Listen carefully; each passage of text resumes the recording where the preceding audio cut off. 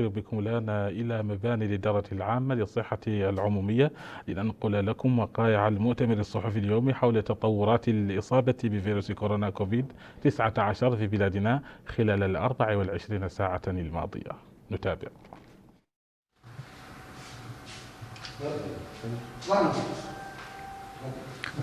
بسم الله الرحمن الرحيم، والصلاة والسلام على أشرف المرسلين. السلام عليكم أيها المواطنون، أسعد الله أوقاتكم.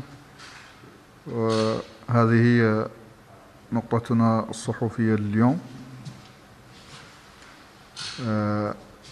تميز نهار اليوم بإجراء 618 فحص، من بينها 108 فحوص مؤكدة،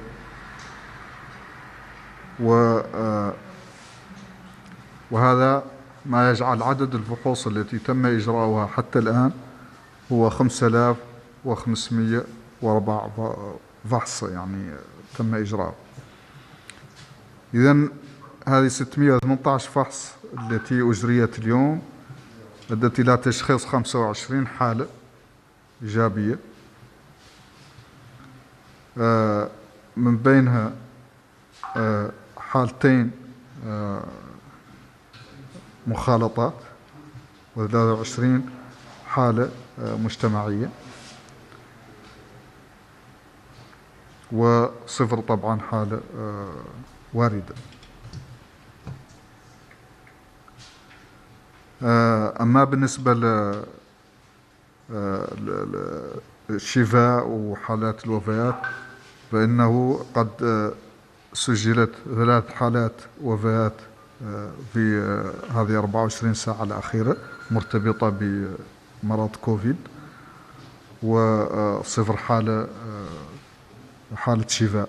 لم تسجل عندنا حالة شفاء في 24 ساعة الأخيرة. أما الحالات 25 فتتوزع في مقاطعات نواكشوط على الشكل التالي. إذن هي كلها في نواكشوط وتتوزع على الشكل التالي: حالة واحدة في دار النعيم، واحدة في تيارت، 6 حالات في توجونين، 5 في القصر، واحدة في السبخة، 4 حالات في تفرغ زينة، 5 حالات في عرفات، وحالتين في الميناء.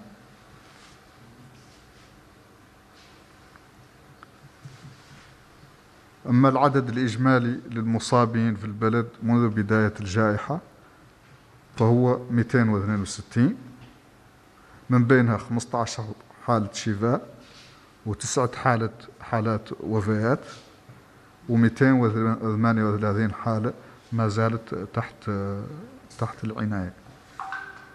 وهذه 238 حالة تتوزع كما يلي: حالة واحدة شبه معقدة معناها تحتاج علاجات مركزة، و57 حالة عندها أعراض بسيطة، و180 حالة دون أعراض.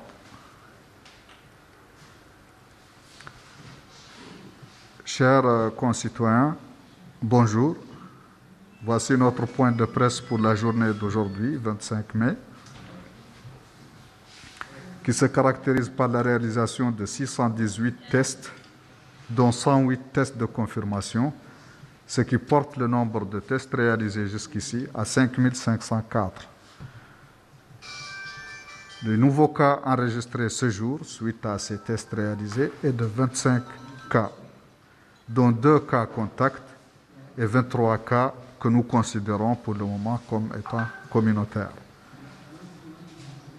La journée d'aujourd'hui n'a pas connu de nouvelles guérisons et on a enregistré malheureusement 3 décès. Les 25 cas enregistrés se répartissent ainsi qu'il suit dans les 3 régions de Nouakchott.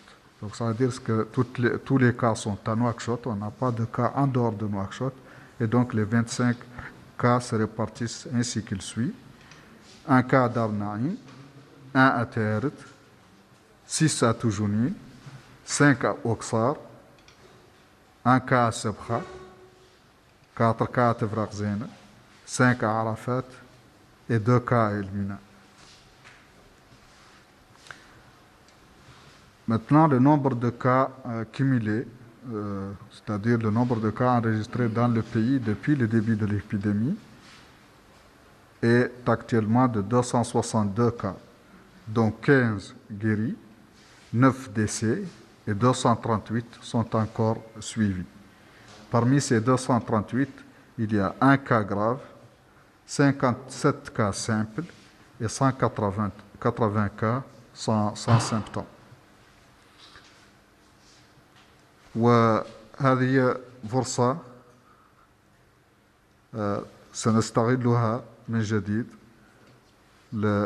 لنداء جميع المواطنين للتحلي بذاك السلوك اللي طالبنا به واللي هو الوحيد اللي كفيل بالحد من انتشار هذه الجائحة، ألا وهو البقاء في